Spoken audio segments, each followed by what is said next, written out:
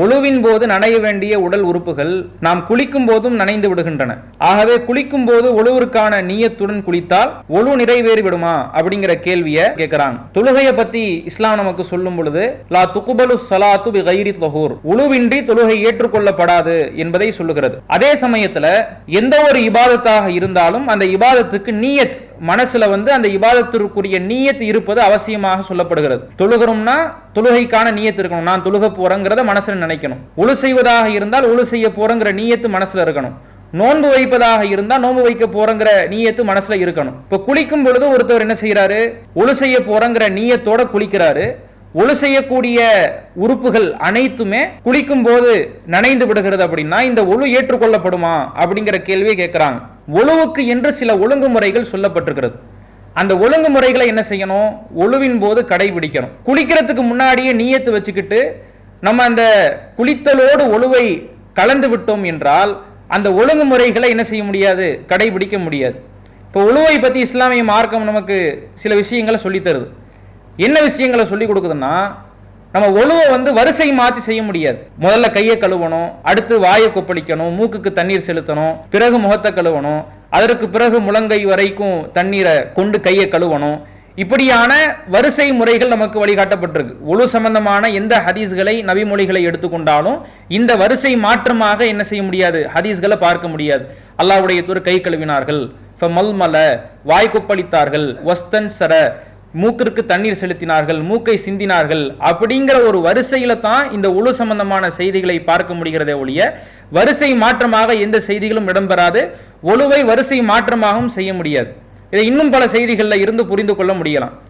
ஒரு நபித்தோழர் என்ன செய்யறாங்கன்னா ஒழு செய்யறாங்க. ஒழு செஞ்சுட்டு வரும் பொழுது ஒரு நகம் அளவுக்கு உண்டான இடத்துல தண்ணீர் படலை. அப்ப ரசூல் ஸல்லல்லாஹு அலைஹி வஸல்லம் என்ன சொல்றாங்கன்னா, ஃபர்ஜி ஃபஹ்சின், நீ திரும்ப சென்று மறுபடியும் அழகா ஒழு செஞ்சுட்டு வா அப்படிங்கிறாங்க.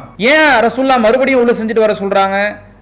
அந்த தண்ணி படாத இடத்துல மட்டும் ரசூல்லா என்ன செஞ்சிருக்கலாம், அந்த இடத்துல தண்ணியை ஊத்திட்டு வர சொல்லியிருக்கலாம். ஆனா அந்த இடத்துல மட்டும் தண்ணியை ஊத்துனா வரிசை மாறிவிடும் என்பதனால அல்லாஹ்வுடைய ரசூல் என்ன செஞ்சிருக்காங்கன்னா, போய் மறுபடியும் முதல்ல இருந்து ஒழு செஞ்சுட்டு வான்னு அனுப்புறாங்க. அப்போ ஒழுவருக்கு வரிசை அவசியம். ஒழு என்பது ஒரே ஒரு வணக்கம் அப்படிங்கிறதுனால, மொத்த வணக்கம் அப்படிங்கிறதுனால அதை வரிசையாக என்ன செய்யணும், அதை கடைபிடிக்கணும். ஆனா குளிக்கும் பொழுது இந்த நிலை தவறுவதை பார்க்கிறோம். குளிக்கும் போது நம்ம என்ன செய்வோம், முதல்ல தண்ணியை எடுத்து தலைக்கு ஊற்றுவோம் அல்லது மேலுக்கு ஊற்றுவோம். அவன் முதல்ல கை நனைய வேண்டும், கையை கழுவ வேண்டும், வாயை கொப்பளிக்க வேண்டும், அடுத்து மூக்கிற்கு தண்ணீர் செலுத்த வேண்டும்ங்கிற அந்த வரிசை முறை குளிக்கும் போது இந்த ஒழுவை கலக்கிறதுனால இந்த ஒழுங்குமுறை பேணப்படாத நிலையை பார்க்கிறோம். அடுத்து பாத்தீங்கன்னா ஒழு செய்யக்கூடிய உறுப்புகள் இருக்குல்ல, இந்த உறுப்புகளை அதிகபட்சம் 3 முறை என்ன செஞ்சுக்கலாம், கழுவிக்கலாம். 3 முறையை தாண்டி என்ன செய்ய முடியாதுன்னா அந்த உறுப்புகளை கழுவ முடியாது. ஒரு முறையோ அல்லது 2 முறையோ, அதிகபட்சமாக 3 முறை கழுவிக்கொள்ளலாம். ஆனா குளிக்கும் போது பாத்தீங்கன்னா நம்ம மேலுக்கே என்ன செய்வோம், 10 வாட்டி தண்ணி ஊற்றுவோம், தலைக்கு ஒரு 10 வாட்டி தண்ணி ஊற்றுவோம். அப்ப எது ஒழு எது குளியல் அப்படிங்கிற ஒரு வித்தியாசப்படுத்த முடியாத ஒரு நிலை ஏற்படுது. ஒழுவுக்கு 3 வாட்டிக்கு மேல நம்ம கழுவ முடியாது. ஆனா குளிக்கும் போது என்ன செய்யறோம், பல முறை நம்முடைய மேனிகள்ல தண்ணீர் ஊற்றிக் கொள்வதனால இந்த ஒழுங்குமுறையையும் கடைபிடிக்க முடிய மாட்டேங்குது. இதை நீங்க பார்க்கலாம். அஹ்மதுல வரக்கூடிய செய்தி, நபிகள் நாயகம் ஸல்லல்லாஹு அலைஹி வஸல்லம் அவர்கள் சொல்கிறார்கள், ஹாதல் வுது ஃபமன் ஸாதா அலா ஹாதா, ஒழு என்பது 3 முறை செய்யணும். இதை விட யார் அதிகப்படுத்திக் கொள்கிறாரோ ஃபக்கத் அஸா வதஅத்தா வஸலம, அவர் அநியாயம் செய்து விட்டார், மாறு செய்து விட்டார், வரம்பு மீறி விட்டாருங்கிற அளவுக்கு அல்லாஹ்வுடைய தூதர் 3 தடவைக்கு மேல தண்ணீர் படுவதை ரசூல்லா கண்டிக்கிறாங்க.